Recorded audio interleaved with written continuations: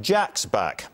Captain Jack, that is. Despite the best efforts of the Daleks, Doctor Who's dashing sidekick has returned to set hearts aflame in the new sci-fi series Torchwood. The actor John Barrowman is going to be here to talk about interplanetary sex, crime and alien hunting. Now, not only does the character of Doctor Who regenerate to return in a new body, the series itself has been so successful it's now regenerating, and it's spawned another series called Torchwood. It's a new adult sci-fi series centred on Captain Jack, who is a swashbuckling, sexually ambiguous crime fighter who also featured in Doctor Who. Now, Captain Jack, as played by John Barrowman, will materialise here in just a minute. And we're also going to be talking about his starring roles in The Producers, Anything Goes and Phantom of the Opera. But first, here is a snippet of Torchwood.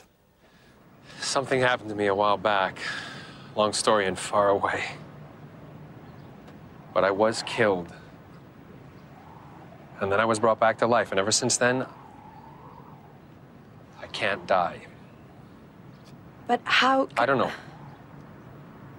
One day I'll find a doctor, the right sort of doctor, and maybe he can explain it. But until then, well, it kind of freaks people out. Certainly does.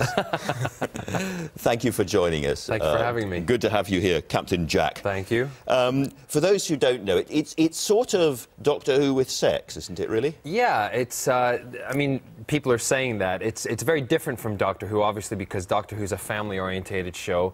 Torchwood could also be a family-orientated show, but I think parents are going to have a lot of explaining to do in certain situations, and sometimes I think the children will explain to the parents more rather than, you know, vice versa. But yeah, it's very different. The storylines, there's nothing really in. The only thing that crosses over from Doctor Who is myself, basically, and little things that the true fans might see on the set and things like that. But otherwise, we kind of try to keep our identity separate. Torchwood, we should explain, of course, is an anagram of Doctor Who. Yes. And the character you play, very interesting. I mean, you're gay yourself, yes. But it's a sexually... it's not clear at this stage whether the character is gay or straight. No, he's not. One of the things that was discussed when Russell T. Davies and the other writers and everything, all the writing was being done, Jack was, we like to call him in the sci-fi world, omnisexual. But in the 51st century... Think about aliens, too. Yeah, well, it's very early in the morning, and rather going into detail... No, let's not. But anything with a postcode, right, shall we say. Right. And Jack, there's no labels in the 51st century. And one of the lines when he comes back to this period, he says, you and your quaint little... category, you people in your quaint categories, because we as a people have to have something to categorize people, but in the 51st century they don't. So he's kind of ambiguous in that sense, and if he fancies somebody, that's. And you're going to recur in Doctor Who as well? Yes. In fact, we've just finished filming Torchwood, and we finished last Saturday, and I will be going back into Doctor Who for the third series. And I can't tell you how I go back into Doctor Who because it's part of our season finale for Torchwood, so it's all very hush-hush. So this makes you a very big name, not that you weren't already on television, but you are really, if I may say so, a kind of hoofer and a singer. Yes, that's right. My background is in musical theatre. Yeah. And I've done probably about, I think it's either between 14 and 16 West End shows. Most of them have been musicals. And yeah, I love the theatre. The thing that's great about the theatre being different from television, theatre you get an immediate reaction from an audience, whereas with television it generally takes either 6 to 8 weeks or maybe the second series before people really start to come up to you and say, so we really love that. I mean, I'd like just to play a little bit of Anything Goes because you're particularly fabulous in this. So let's just see you in Anything Goes for a second. You're the top. You're a dream by Dali. You're the top.